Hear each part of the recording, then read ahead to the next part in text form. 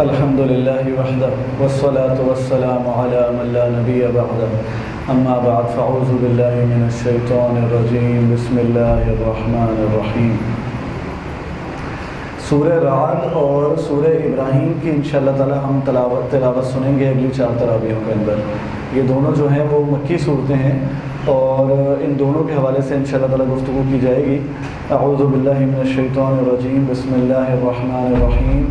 اللہ الذی رفع السماوات بغیر عمد ترونها۔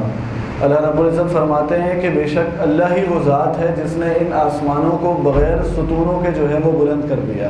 اور فرمایا ثم استوى علی العرش، اور اللہ رب العزت عرش کے اوپر مستوی ہو گیا۔ وسخر الشمس والقمر كل يجري لأجل مسمى، اور اس سورج کو اور چاند کو اللہ رب العزت نے مسخر کر دیا ہے کہ یہ اپنی مدت کے اندر چل رہے ہیں جو اللہ رب العزت نے ان کے لیے مدت کو مقرر کر دیا ہے۔ یفصل الآیات لعلکم بلقاء ربکم توقنون، اور یہ اللہ رب العزت اپنی آیات کو کھول کر بیان کرتا ہے۔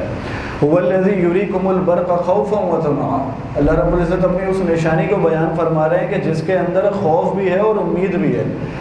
فرماتے ہیں کہ اللہ رب العزت تم کو کڑک بجلی دکھاتا ہے جس کے اندر امید یہ ہوتی ہے کہ انسان اس بات کی امید رکھتا ہے کہ اللہ کی طرف سے بارش برسے گی تو وہ رحمت کا باعث ہوگی، اور خوف یہ ہوتا ہے کہ کہیں اللہ رب العزت کا اس کڑک کے اندر عذاب نہ ہو۔ فرمایا وَيُسَبِّحُ الرَّعْدُ بِحَمْدِهِ وَالْمَلَائِكَةِ مِنْ خِيفَتِهِ، کہ یہ جو کڑک ہے، بجلی ہے، یہ اللہ کی حمد کے ساتھ اللہ کی تسبیح بیان کرتی ہے۔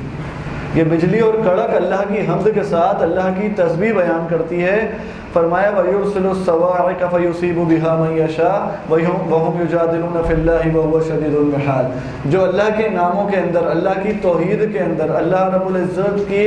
اسماء و صفات کے اندر جھگڑا کرتے ہیں، اس کو نہیں جانتے۔ اللہ جسے چاہتا ہے اس کے اوپر اس بجلی کو نازل فرما دیتا ہے۔ فرمایا وَلِلَّهِ يَسْجُدُ مَن فِي السَّمَاوَاتِ وَالْأَرْضِ طَوْعًا وَكَرْهًا، زمین و آسمان میں جو کچھ ہے وہ اللہ کے لیے سجدہ کرتا ہے۔ فرمایا وہ ظلالہم بالخدوب والآصال، ان کے سائے بھی اللہ کو سجدے کرتے ہیں۔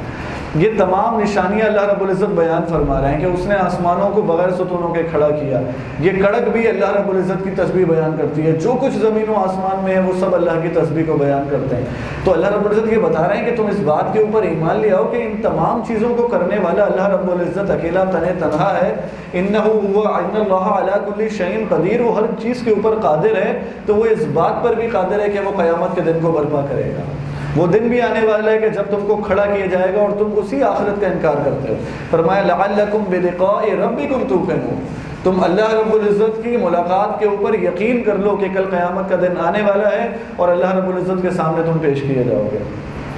اور اللہ تعالیٰ مثال بیان فرماتے ہیں کہ وہ لوگ جو اللہ کے سوا دوسروں کو پکارتے ہیں ان کی مثال تو ایسی ہے جیسے کوئی پانی کے سامنے کھڑا ہو اور اپنے ہاتھ پھیلائے اور اس کی کوشش ہو کہ یہ پانی اس تک خود بخود پہنچ جائے۔ جو اللہ کے سوا اوروں کو پکارتے ہیں تو اس طرح ان کی دعائیں قبول نہیں ہوتی۔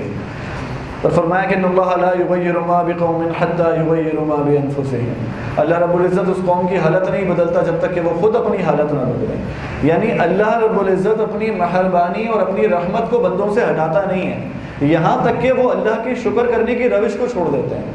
اللہ رب العزت کی رحمت تو اپنے مومن بندوں کے شامل حال رہتی ہے، وہ تو بندوں پر اپنی رحمتیں نازل کرتا رہتا ہے یہاں تک کہ انسان رب کا شکر ادا کرنا ختم کر دیتا ہے، یہاں تک کہ وہ سیدھے راستے کو چھوڑ دیتا ہے، یہاں تک کہ وہ اپنی روش بدل لیتا ہے، تب جا کے پھر ان کے اوپر اللہ کی طرف سے مصیبتیں، پریشانیاں اور تکلیفیں آتی ہیں۔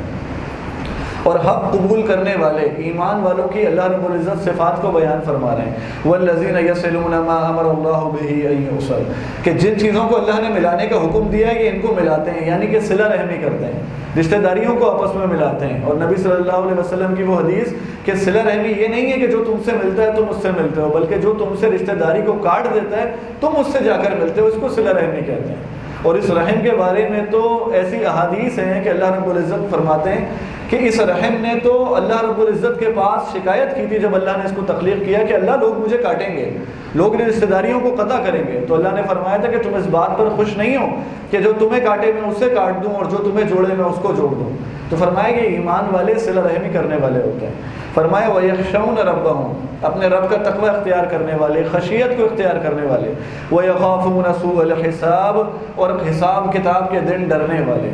امی عائشہ نے پوچھا تھا اللہ کے نبی صلی اللہ علیہ وسلم سے کہ اللہ کے نبی یہ تو آسان حساب کی دعا کی جاتی ہے کہ اللہ ہمارا حساب کو آسان فرما دے، تو یہ جو ہم حساب کے دن سے ڈرتے ہیں اس آسان حساب سے کیا مراد ہے؟ تو نبی صلی اللہ علیہ وسلم نے بتایا تھا کہ جس سے یہ پوچھ لیا گیا نا کہ تم نے یہ عمل کیوں کیا، بس پھر وہ تباہ و برباد ہو گیا۔ اللہ رب العزت اپنی نعمتیں تو گنوائیں گے، یعنی کہ تمہیں کیا کیا اللہ تعالیٰ نے نعمتیں دی، لیکن پھر نعمتیں گنوانے کے بعد اس سے یہ نہیں پوچھا جائے گا کہ تم نے یہ کام کیوں کیا اور یہ کیوں نہیں کیا، تو اس کا حساب آسان ہو گیا، ورنہ رب کے سامنے تو سب پیش کیے جائیں گے۔ تو فرمایا کہ ڈرتے ہیں حساب کتاب کے دن سے، والذین صبروا ابتغاء وجہ ربی، اور اپنے رب کی خاطر یہ صبر کو اختیار کرتے ہیں، واقاموا الصلاۃ وانفقوا مما رزقناہم سرا وعلانیہ، نمازوں کو قائم کرنے والے ہیں اور اللہ کی راہ میں چھپا کے بھی اور اعلانیہ بھی خرچ کرتے ہیں۔ وہی جو حدیث کل بیان کی گئی تھی اللہ کی توفیق سے کہ وہ اللہ کا سایہ پانے والے لوگ، وہ 7 خوش نصیب ان میں سے ایک وہ بھی ہیں جو دائیں ہاتھ سے خرچ کرتے ہیں اور بائیں کو پتہ نہیں چلتا۔ فرمایا وَيَدْرَؤُونَ بِالْحَسَنَةِ السَّيِّئَةِ، اور برائی کو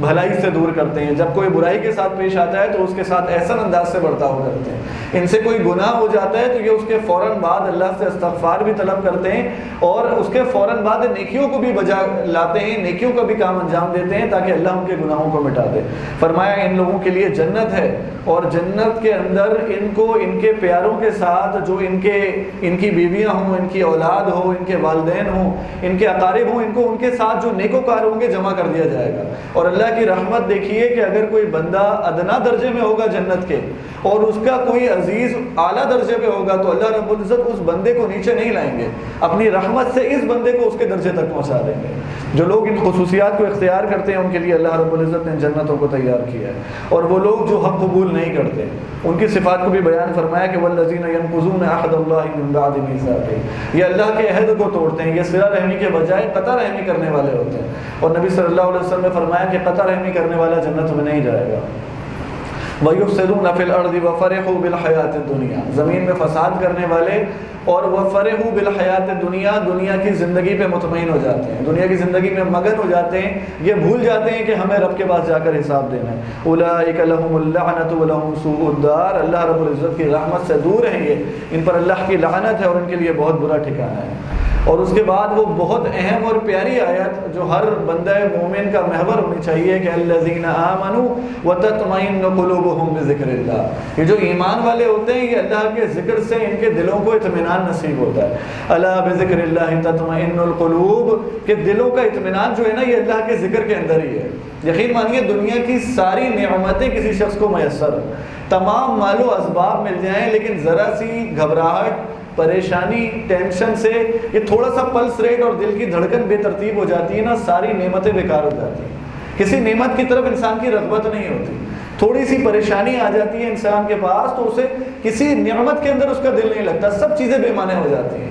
اللہ رب العزت فرماتے ہیں یہ ایمان والوں کو اللہ کے ذکر سے دلوں کا اطمینان نصیب ہوتا ہے، واللہ یہ سب سے اہم ترین نعمت ہے جو اللہ اپنے بندوں کو خاص عطا فرماتا ہے۔ سلف کہتے ہیں کہ اگر یہ بادشاہوں کو پتہ چل جائے کہ ہمارے دلوں میں جو سکون اور اطمینان کی کیفیت ہے یہ ہم سے آ کے جنگ کریں کہ ہمیں یہ نعمت عطا کر دیں۔ یہ تمام دنیا کے اسباب، مادی وسائل انسان کے جسم کو تو سکون پہنچا سکتے ہیں، یہ جو اندر سکون کی کیفیت ہوتی ہے، یہ جو دل کو اطمینان نصیب ہوتا ہے، یہ اس کے سوا کہیں نہیں ہے کہ اللہ کے ذکر کے سوا انسان مارا مارا پھرتا رہے۔ یہ اللہ کے ذکر کی وجہ سے اللہ رب العزت اپنے مومن بندوں کو نصیب فرماتے ہیں۔ اللہ تعالیٰ ہمیں کثیر تعداد کے اندر اللہ رب العزت ان ماہ مبارک میں ہمیں اس نعمت سے مالا مال فرمائے۔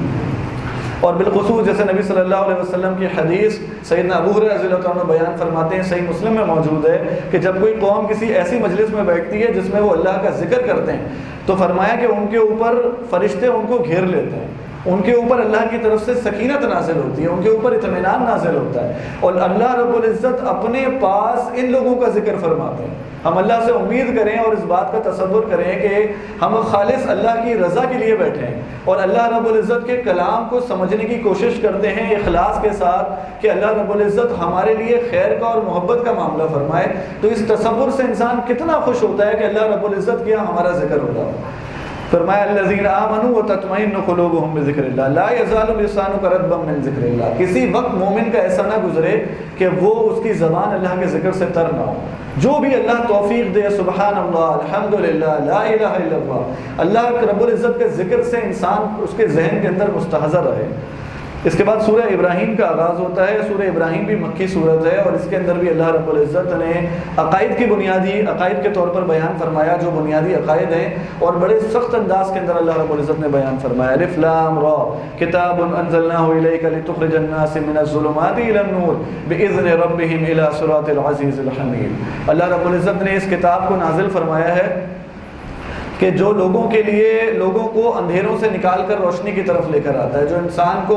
شرک بدعت کی گمراہی سے نکال کر توحید اور سنت کے نور کی طرف لے کر آتے ہیں۔ اور فرمایا وَإِسْتَأَذَّنَ رَبُّكُمْ لَئِن شَكَرْتُمْ لَأَزِيدَنَّكُمْ، آپ کے رب نے آگاہ کر دیا کہ اگر تم شکر کرو گے تو اللہ تمہاری نعمتوں میں اضافہ فرمائے گا، وَلَئِن كَفَرْتُمْ إِنَّ عَذَابِي لَشَدِيدٌ، اور اگر تم ناشکری کرو گے تو اللہ کا عذاب بڑا سخت ہے۔ اللہ رب العزت کو اس بات کی حاجت نہیں ہے کہ اللہ کے بندے اللہ کے لیے شکر کریں تو اللہ رب العزت کی کوئی شان میں اضافہ ہو۔ اللہ تو فرماتے ہیں تمہارے اول سے لے کے آخر تک انسان اور جن سارے کے سارے، یعنی آدم علیہ السلام سے لے کے قیامت تک آنے والے شخص تمام کے تمام لوگ جمع ہو جائیں اور اس کے بعد وہ ایسے نیک ہو جائیں جیسے تم میں سب سے زیادہ کوئی نیک ہے،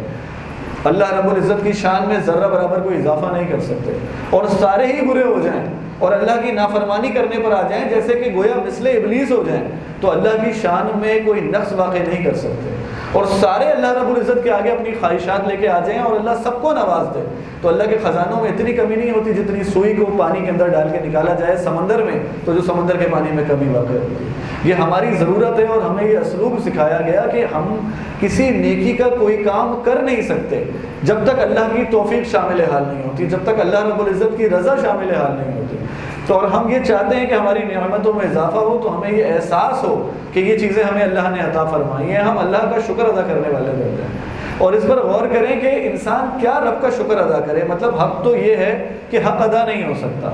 اور بات یہ کہ یہ شکر کرنے کی توفیق بھی تو اللہ عطا فرماتے ہیں، ورنہ بندہ اپنے رب کا جو شکر کرتا ہے یہ شکر کرنے کی توفیق بھی رب کی طرف سے ہوتی ہے۔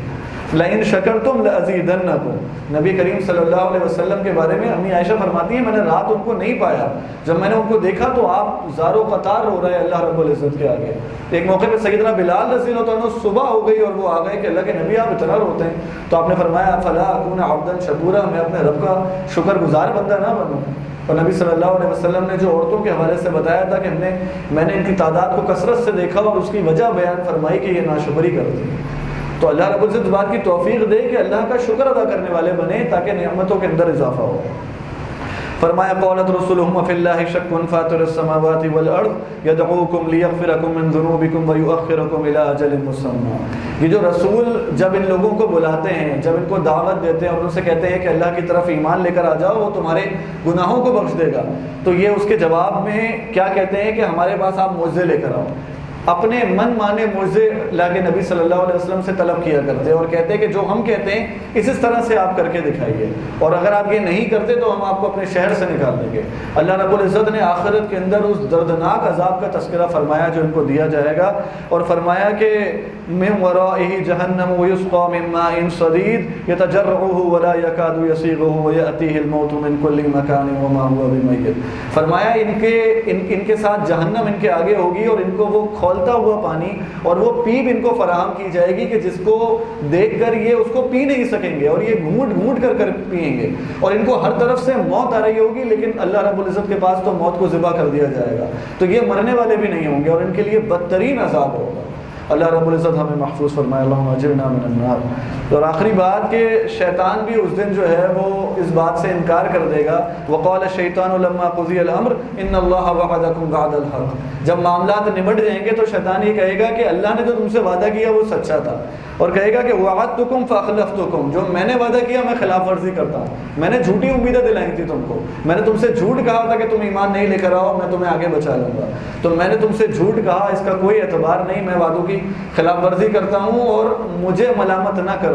اپنے آپ کو ملامت کرو کیونکہ میری طرف سے کوئی دلیل تو نہیں آئی تھی تمہارے پاس، میں نے تو اشارہ ہی کیا تھا، میں نے تو کوئی وسوسہ ہی ڈالا تھا جس پر تم نے لبیک کہتے ہوئے اپنی پوری زندگی اس کے اوپر کھڑی کر دی، تو آج مجھے ملامت نہ کرو بلکہ اپنے آپ کو ملامت کرو۔ فرمایا کہ وَأُدْخِلَ الَّذِينَ آمَنُوا وَعَمِلُوا الصَّالِحَاتِ جَنَّاتٍ تَجْرِي مِن تَحْتِهَا الْأَنْهَارُ خَالِدِينَ فِيهَا بِإِذْنِ رَبِّهِمْ تَحِيَّتُهُمْ فِيهَا سَلَامٌ، یہ ایمان اور عمل صالح کو اختیار کرنے والے، اللہ کے نبی صلی اللہ علیہ وسلم کی پیروی کرنے والے، ان کے ساتھ یہی ہوگا کہ ان کو اللہ رب العزت ان جنتوں میں داخل کرے گا جن کے نیچے نہریں بہہ رہی ہیں، اور وہاں پر جو ان کا کلمہ ہوگا وہ ان کا کلمہ یہ ہوگا کہ ان کو سلام کیا جائے گا، اور ان کو وہاں پر ایک باقاعدہ طور پر پروٹوکول دیا جا رہا ہوگا، اور اللہ کے یہاں ان کے یہاں عزت کا سامان ہوگا، اور اللہ رب العزت کے ہاں ہی ان کی مہمان نوازی کی جائے گی۔ اللہ رب العزت ہمیں انہی میں سے بنائے۔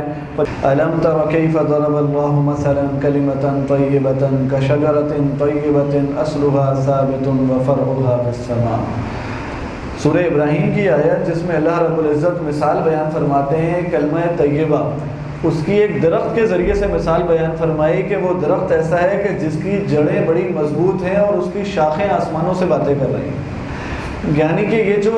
کلمہ طیبہ، یہ عقیدہ توحید، یہ صحیح عقیدہ مومن کے دل کے اندر اس طرح سے مضبوط ہو جاتا ہے، اس طرح سے راسخ ہو جاتا ہے جیسے ایک درخت کی جڑیں زمین کے اندر جو ہے وہ پھیل جاتی ہیں اور مضبوط ہو جاتی ہیں۔ پھر حوادث آتے ہیں، پھر مصائب آتے ہیں، پھر پریشانیاں آتی ہیں، پھر فتنے آتے ہیں، لیکن مومن کے دل کے اندر وہ جڑیں عقیدہ توحید کی اتنی مضبوط ہو چکی ہوتی ہیں کہ پھر ان مصائب اور فتنوں کی وجہ سے اس کا عقیدہ متزلزل نہیں ہوتا،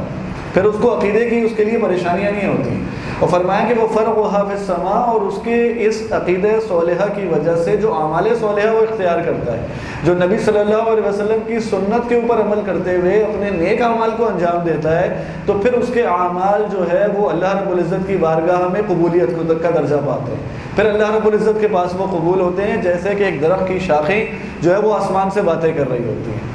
اسی طرح فرمایا کہ وَمَثَلٌ كَلِمَةً خَبِيثَةً كَشَجَرَةٍ خَبِيثَةٍ اجْتُثَّتْ مِنْ فَوْقِ الْأَرْضِ مَا لَهَا مِنْ قَرَارٍ۔ یہ عقیدہ فاسدہ جو ہے، شرک کا عقیدہ جو ہے، یہ اس کے سینے کے اندر اس انداز سے ہوتا ہے کہ جیسے کہ ایک ایسا پودا کہ جس کی جڑ کوئی ہے ہی نہیں،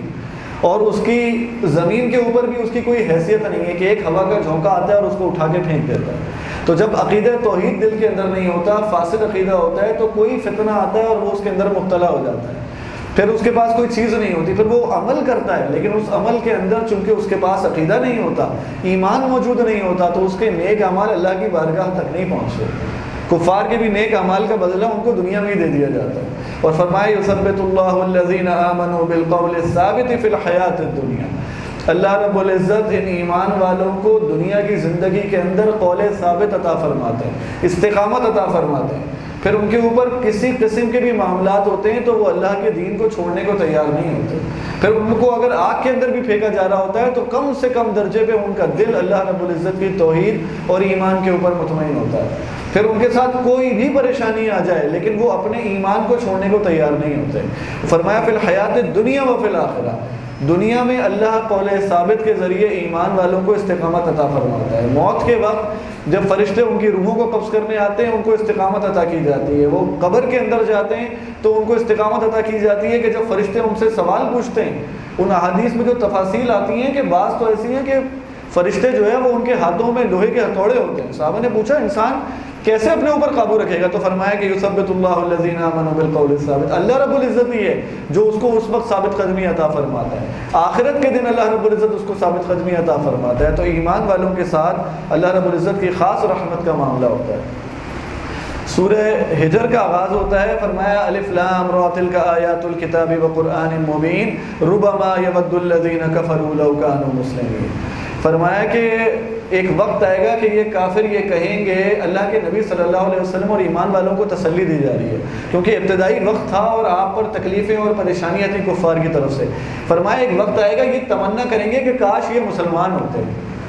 یہ معاملہ اگر دنیا میں دیکھا جائے تو اگر دنیا میں ایمان نہیں بھی لاتے تو ان کی موت کے وقت تو ان کو احساس ہو جاتا ہے، جیسے قرآن بیان کرتا ہے کہ وہ کہتے ہیں کہ ہمیں ایک دفعہ واپس جانے دو، ہمیں ایک دفعہ واپس جانے دو، ہم نیک اعمال کریں گے۔ وہ مر کے قبر میں جاتے ہیں ان کو احساس ہو جاتا ہے، جب اللہ کے سامنے کھڑے کیے جائیں گے، جیسے ہم پیچھے پڑھ کے آئیں کہ حبیب اگر آپ دیکھیں کہ جب یہ آگ کے اوپر کھڑے جو کیے جائیں گے تو کہیں گے اللہ ہمیں ایک دفعہ واپس بھیج دیں، ہم نیک اعمال کریں گے، ہم ایمان لے آئیں گے۔ اور اسی طرح سے بالخصوص یہ معاملہ جب ہوگا کہ جب جہنم کے اندر کفار کو جمع کر دیا جائے گا اور بعض اہل ایمان بھی ہوں گے بعض اہل ایمان بھی ہوں گے جن کا گناہوں کا پلڑا بھاری ہو گیا، تھے تو توحید والے لیکن گناہوں کا پلڑا بھاری ہو گیا، نیکیاں کم تھی اور وہ جہنم کی طرف چلے گئے، اللہ ہمیں محفوظ فرمائے۔ تو وہاں پر کفار پھر ان سے کہیں گے تمہیں ایمان نے کیا فائدہ دیا، تم بھی تو ہمارے ساتھ جہنم کے اندر موجود ہو۔ تو اللہ رب العزت کے حکم سے پھر ان ایمان والوں کو جہنم سے نکال لیا جائے گا، ان ایمان والوں کی سزا پوری ہونے کے بعد ان کو جہنم سے نکال لیا جائے گا اور پھر ان کو جنت کی طرف لے جایا جائے گا۔ تو پھر ان کے دل میں شدید قسم کی حسرت ہوگی کہ کاش ہم مسلمان ہوتے، تو یہ تکلیف اٹھانے کے بعد ہی شاید ہمارا کوئی راستہ بن جاتا، لیکن جو ایمان جس نے نہیں اختیار کیا اس کے لیے تو ہمیشہ ہمیشہ کی جہنم ہے۔ آج اندازہ لگائیے اہل ایمان کی یہ حالت ہے کہ وہ کفار کے پیچھے بھاگے چلے جاتے ہیں، آج ان کی پیروی اور ان کی مشابہت میں لگے رہتے ہیں، اور یہ وقت آئے گا کہ یہ کہیں گے کاش یہ مسلمان ہوتے۔ فرمایا انا نحن نزلنا الذکر وانا له لحافظون، اللہ رب العزت چیلنج بیان فرماتے ہیں کہ یہ ذکر ہم نے نازل کیا ہے اور ہم ہی اس کی حفاظت کرنے والے ہیں۔ یہ قرآن مجید اللہ رب العزت نے نازل کیا ہے، اور اس میں پھر بیان کیا گیا جیسے کہ آدم علیہ السلام کا قصہ ہم پڑھ کر آئے ہیں کہ اللہ رب العزت نے جب ان کو تخلیق کیا تو فرشتوں کو حکم دیا کہ تم ان کو سجدہ کرنا، اور شیطان نے سجدہ کرنے سے انکار کر دیا۔ یہاں شیطان کے وہ الفاظ اور وہ عزائم کو بیان کیا جا رہا ہے کہ اس نے کہا قال رب بما اغویتنی لازینن لهم فی الارض، وہ کہنے لگا اللہ تو نے مجھے گمراہ کیا، اس نے اللہ رب العزت کے اوپر الزام لگایا اور کہنے لگا لازینن لهم فی الارض، میں ان زمین میں ان لوگوں کو دنیا اتنی مزین کر کے دکھاؤں گا، اتنی رونق والی کر کے دکھاؤں گا کہ یعنی کہ یہ بھول جائیں گے کہ یہ دنیا فانی ہے، یہ اپنی موت کو بھول جائیں گے، وہ سارا نظام، وہ عالم آخرت، وہ جنت، وہ جہنم بھول جائیں گے، اور کہا وَلَأُغْوِيَنَّهُمْ أَجْمَعِينَ، میں ان سب کو گمراہ کر کے رہوں گا۔ اور پھر اس نے کہا إِلَّا عِبَادَكَ مِنْهُمُ الْمُخْلَصِينَ، ہاں وہ جو تیرے اخلاص والے بندے ہیں، وہ جو تیرے خاص بندے ہیں، وہ جو ایمان والے ہیں، بس وہ مجھ سے بچ جائیں گے۔ اللہ رب العزت نے بھی فرمایا کہ ان عبادی لیس لک علیہم سلطان، ہاں میرے بندوں پہ تمہارا زور نہیں چلے گا، میرے بندوں پہ تمہارا زور نہیں چلے گا، کہ ان کو تو تم جب گمراہ بھی کرتے ہو، بندہ مومن کو تو شیطان کے کہنے پر اگر وہ کوئی غلطی سرزد ہو بھی جاتی ہے، گناہ کبیرہ بھی اس سے ہو جاتا ہے، تو وہ فوری طور پر اپنے رب کی طرف پلٹ آتا ہے، پھر وہ اللہ سے استغفار کرتا ہے، اسے یہ احساس ہو جاتا ہے، وہ اس طرح سے کبیرہ گناہوں کے اندر اس پر استمرار اور اس کے اوپر استقامت اور ایک مستقل مزاجی اختیار نہیں کرتا کہ وہ اپنے رب کو یاد ہی نہیں کرتا، وہ تو دن میں کئی بار 5 بار اللہ کی طرف حاضر ہوتا ہے تو اسے یاد آ جاتا ہے کہ میں یہ گناہ کر کے آیا ہوں، میں نے یہ حقوق العباد کے اندر کوتاہی کی ہے، میں نے یہ حقوق اللہ میں کوتاہی کی ہے، تو وہ اپنے رب کی طرف پلٹ آتا ہے۔ تو اللہ رب نے فرمایا میرے بندوں پہ تمہارا زور نہیں چلے گا، اور فرمایا کہ الا من اتبعک من الغاوین، ہاں جس نے تمہاری اتباع کی اور جو گمراہ ہو گیا تمہارے ساتھ، تو فرمایا ان جہنم لموعدہم اجمعین، اور جہنم جو ہے پھر وہ ان سب کے لیے وعدہ ہے اور ان سب کے لیے ٹھکانہ ہے جو تمہاری اتباع کرنے والے ہیں۔ نبئ عبادی انا الغفور الرحیم، اے حبیب صلی اللہ علیہ وسلم میرے بندوں کو خبر دے دیجئے کہ میں نہایت مہربان ہوں، میں بہت بخشنے والا ہوں، غفور الرحیم ہوں، اور یہ بھی بتا دیجئے کہ وَأَنَّ عَذَابِي هُوَ الْعَذَابُ الْأَلِيمُ، اور میرا عذاب بھی بہت دردناک ہے۔ بخاری کے اندر روایت موجود ہے، سیدنا ابو ہریرہ رضی اللہ عنہ سے روایت ہے غالباً، کہ فرمایا مومن کو اگر یہ علم ہو جائے نا کہ اللہ کا عذاب کتنا سخت ہے تو وہ جنت سے مایوس ہو جائے، وہ بھول جائے جنت کو، اور کافر کو اگر یہ علم ہو جائے کہ اللہ کی رحمت کتنی وسیع ہے تو وہ اللہ کی جنت سے کبھی مایوس نہ ہو۔ یعنی اس کو بہت بڑھا کے بتایا کہ انسان مومن جو ہے وہ اگر اللہ کی رحمت کی امید رکھتا ہے اور اگر عذاب کو بھول جائے، اللہ رب العزت کی اس صفت کو بھول جائے کہ اللہ پکڑنے والا بھی ہے، اللہ عذاب دینے والا بھی ہے، تو بھی اس کے لیے خطرہ ہے۔ کافر جو ہے وہ اتنا مایوس ہو جاتا ہے کہ وہ اللہ کی رحمت کی امید ہی نہیں رکھتا۔ تو ایمان انہی دونوں چیزوں کے درمیان ہے کہ بندہ اپنے رب کی رحمت کی امید رکھتا ہے کہ اس سے گناہ ہو جاتے ہیں، وہ توبہ کر لیتا ہے، وہ پلٹ آتا ہے اپنے رب کی طرف، وہ مایوس نہیں ہوتا کبھی، اور اللہ سے ڈرتا بھی رہتا ہے کہ وہ گناہوں کو اختیار نہ کرے، گناہوں کے اوپر استمرار اور دمامت اختیار نہ کرے کہ کوئی اس کو پوچھنے والا نہیں ہے اور اللہ رب العزت کی طرف سے کوئی عذاب نہیں آئے گا۔ تو یہ دونوں باتیں جب اہل ایمان کے دل کے اندر موجود رہتی ہیں تو اس کا ایمان جو ہے وہ صحیح سلامت رہتا ہے۔ اور اللہ کے نبی صلی اللہ علیہ وسلم کی عمر کی قسم کھا کر اللہ رب العزت نے اس صورت میں ارشاد فرمایا کہ لوط علیہ السلام کا قصہ بیان فرمایا اسی انداز سے کہ کس طرح وہ اپنی بے حیائی کے اندر لگے ہوئے تھے، اور فرمایا لعمرک، اے نبی صلی اللہ علیہ وسلم آپ کی عمر کی قسم کہ یہ لوگ اپنی بے حیائی کے اندر مشغول تھے، بے ہوش ہو گئے تھے، مدہوش پڑے تھے۔ اور آپ صلی اللہ علیہ وسلم سے کہا کہ فاصدع بما تؤمر واعرض عن المشرکین، اب آپ ببانگ دہل اور آپ جو ہے باقاعدہ طور پر جو ہے علی اعلان تبلیغ کیجئے اور ان مشرکین سے اعراض کیجئے. انا کفیناک من المستہزئین، یہ مذاق اڑانے والے، تمسخر اڑانے والوں کے لیے ہم کافی ہیں، ہم ان سے نمٹ لیں گے. اور فرماتے ہیں وَلَقَدْ نَعْلَمْ أَنَّكَ يَضِيقُ صَدْرُكَ بِمَا يَقُولُونَ. نبی کریم صلی اللہ علیہ وسلم کے بارے میں بات ہو رہی ہے. کون ہیں آپ؟ کہ آپ اس پوری کائنات کے اندر افضل ترین شخصیت ہیں. یعنی جو اخلاق حمیدہ، جو صفات آپ کے پاس جس درجے میں موجود ہیں، اس درجے کا کوئی تصور نہیں کر سکتا. کس معاملے میں آپ کے پاس وہ صبر کرنے کی قوت ہوگی. اور اللہ رب العزت فرماتے ہیں کہ ہم خوب جانتے ہیں کہ یہ جو سینہ آپ کا تنگ ہوتا ہے لوگوں کی باتوں کی وجہ سے، یہ جو لوگوں کے تیر ہوتے ہیں جو آپ کے سینے کے اندر پیوست ہو جاتے ہیں، تو ہمیں اس کے بارے میں خوب پتہ ہے کہ جو آپ یہ تکلیف اٹھاتے ہیں، یعنی ایمان والوں کے لیے تو یہ تکلیف ہوتی ہے کہ جب لوگ ان کو برا بھلا کہتے ہیں، ان کا مذاق اڑاتے ہیں، تو نبی صلی اللہ علیہ وسلم کے بارے میں کہا جا رہا ہے کہ دل میں تکلیف ہوتی ہے. فرمایا کہ فسبح بحمد ربک وکن من الساجدین، آپ اپنے رب کی حمد اور ثنا بیان کیجئے، سجدہ کرنے والوں میں سے ہو جائیے، اپنے رب کے ساتھ تعلق کو اختیار کیجئے، صبر کیجئے اپنے رب کے لیے اور ان لوگوں کی باتوں کے اوپر. اور فرمایا کہ وَعْبُدْ رَبَّكَ حَتَّى يَأْتِيَكَ الْيَقِينُ، اور آپ اپنی آخری سانس تک اللہ رب العزت کی عبادت کرتے رہیے. یعنی وہی بات جو ہم نے کل سورہ یوسف میں پڑھی تھی کہ جو یوسف علیہ السلام نے دعا فرمائی تھی کہ فاطر السماوات والارض انت ولی فی الدنیا والآخرہ توفنی مسلما والحقنی بالصالحین، کہ اللہ مجھے موت اس حالت میں آئے کہ میں تیری فرما برداری کرنے والا ہوں اور اللہ رب العزت مجھے صالحین کے ساتھ شامل فرما دے. سیدنا عمر بن خطاب رضی اللہ عنہ کے بارے میں آتا ہے کہ جب ان کو شہید کرنے کی کوشش کی گئی تھی اور آپ کے خون جاری تھا اور آپ بستر مرگ پر تھے، آخری وقت میں تھے، اس وقت بھی جو لوگ آپ سے ملنے آتے تھے تو آپ نے ایک شخص کو دیکھا کہ اس کے پائچے نیچے تھے، تو اس کو بلا کے نصیحت فرمائی کہ بیٹا پائچے جو ہے وہ اوپر رکھو، ٹخنوں سے اوپر رکھو. یعنی مرتے دم تک، آخری وقت تک ایک مومن کی کیفیت یہ ہوتی ہے کہ اس کی روح نکلنے کا بھی وقت ہوتا ہے تو وہ اپنے رب کا فرما بردار ہوتا ہے. یا ایھا الذین آمنوا اتقوا اللہ حق تقاتہ ولا تموتن الا وانتم مسلمون، تمہیں موت نہ آئے مگر اس حالت میں کہ تم اللہ کی فرما برداری کرنے والے ہو.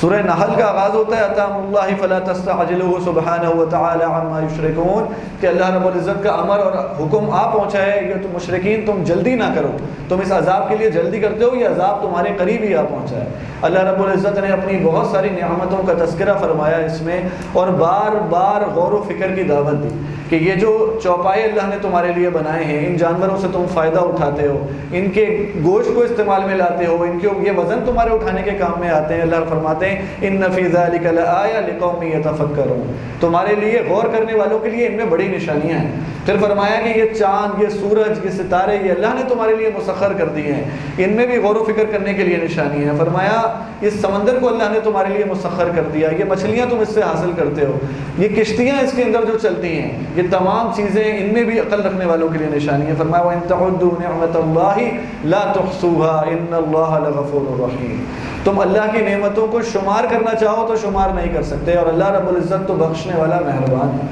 یہ میاں کے لیے بیوی اللہ کی نعمت ہے، بیوی کے لیے میاں اللہ کی نعمت ہے، ان کے لیے بچے اللہ کی نعمت ہے، ان کے لیے والدین اللہ کی نعمت ہے، پھر ان کے اوپر اللہ کی رحمت ہے، بے شمار اللہ رب العزت کی نعمت ہے. اور دو اللہ رب العزت نے تذکرے فرمائے، دو انداز سے ان لوگوں کا تذکرہ فرمایا کہ جن کے پاس ہماری آیات پیش کی جاتی ہیں تو جو ایمان والے ہیں وہ کیا کہتے ہیں اور ان کے ساتھ پھر کیا معاملہ ہوتا ہے. اور اسی طرح پھر اللہ رب العزت کی آیات کا انکار کرنے والوں کا تذکرہ فرمایا وَإِذَا قِيلَ لَهُمْ مَاذَا أَنزَلَ رَبُّكُمْ قَالُوا أَسَاطِيرُ الْأَوَّلِينَ، یہ جو اللہ کی آیات پر ایمان نہیں لاتے، ان کے سامنے جب پوچھا جاتا ہے کہ تمہارے رب نے کیا نازل کیا ہے تو وہ کہتے ہیں پرانی قصے کہانیاں ہیں، یہ وہی قصے کہانیاں اور اساطیر الاولین ہیں، پرانی باتیں ہیں. فرمایا قد مکر الذین من قبلہم فأتی اللہ بنیانہم من القواعد، اللہ رب العزت فرماتے ہیں کہ ان سے پہلے بھی مکر کرنے والے گزر چکے ہیں کہ ان پر اللہ کا عذاب پھر اس طرح سے آیا کہ ان کو پتہ نہیں چلا کہ ان کے ساتھ کیا ہوا. فرمایا اللہ نے انہوں نے جو مضبوط چھتیں تیار کر رکھی تھی اللہ نے ان کو ان کے اوپر گرا دیا. اور پھر فرماتے ہیں کہ الذین تتوفاہم الملائکۃ ظالمی انفسہم، جب فرشتے ان کی روحوں کو قبض کرنے کے لیے آتے ہیں یہ جو اللہ کے دین کا مذاق اڑانے والے جب فرشتے روحوں کو قبض کرنے کے لیے آتے ہیں تو یہ سر تسلیم خم کر دیتے ہیں، فالقوا السلام، اور یہ کہتے ہیں کہ ما كنا نعمل من سوء، ہم کوئی برے کام تو نہیں کرتے تھے، ہم تو اتنے برے لوگ نہیں تھے۔ فرشتے کہتے ہیں کہ ان اللہ علیم بما کنتم تعملون، اللہ رب العزت خوب جانتا ہے جو تم کیا کرتے تھے۔ فادخلوا ابواب جہنم خالدین فیہا فلبئس مثوى المتکبرین، اور تمہارے لیے جو ہے نا اب تم جہنم کے اندر داخل ہو جاؤ اور تمہارے تکبر کرنے کی وجہ سے تمہارے لیے بدترین ٹھکانہ ہے۔ اور پھر اسی انداز سے اللہ نے اہل ایمان کا تذکرہ فرمایا، وَقِيلَ لِلَّذِينَ اتَّقَوْا مَاذَا أَنزَلَ رَبُّكُمْ قَالُوا خَيْرًا، جب ایمان والوں سے پوچھا جاتا ہے کہ تمہارے رب نے کیا نازل کیا تو وہ کہتے ہیں کہ خیر ہی خیر ہے۔ لِلَّذِينَ أَحْسَنُوا فِي هَذِهِ الدُّنْيَا حَسَنَةٌ، جنہوں نے دنیا کے اندر بھلائی کی ان کے لیے آخرت کے اندر بھی بھلائی ہے۔ وَلَدَارُ الْآخِرَةُ خَيْرٌ وَلَنِعْمَ دَارُ الْمُتَّقِينَ، اور اللہ رب العزت نے ان متقین کے لیے بہترین ٹھکانہ تیار کر رکھا ہے، اور فرمایا کہ انہی کے لیے اللہ نے جنات کو تیار کیا ہے، اور فرمایا الَّذِينَ تَتَوَفَّاهُمُ الْمَلَائِكَةُ طَيِّبِينَ يَقُولُونَ سَلَامٌ عَلَيْكُمْ، جب ان کی بھی روحوں کو قبض کرنے کے لیے جب فرشتہ ان کے پاس آتے ہیں تو وہ ان کی چونکہ پاکیزہ روحیں ہوتی ہیں، ان کے عقیدے پاکیزہ ہوتے ہیں، اس کے مطابق ان کے اعمال ہوتے ہیں، سلام علیکم، ان کو سلامتی پیش کی جاتی ہے اور کہا جاتا ہے ادخلوا الجنت بما کنتم تعملون، کہ جو تم نے اعمال صالحہ کو اختیار کیا تو اب تم رب کی جنتوں کے اندر داخل ہو جاؤ۔ اللہ رب العزت ہمیں انہی میں سے بنائے کہ جب ہماری روحوں کو قبض کرنے کے لیے آئیں تو وہ ہمیں بشارت دینے والے ہوں، ہمیں خوشخبری دینے والے ہوں، اور ہم ان کو دیکھ کر اطمینان اور سکون کے اندر آ جائیں کہ ہم رب کی رحمتوں میں جانے والے ہیں۔ فجزاکم اللہ خیرا واحسن الجزاء۔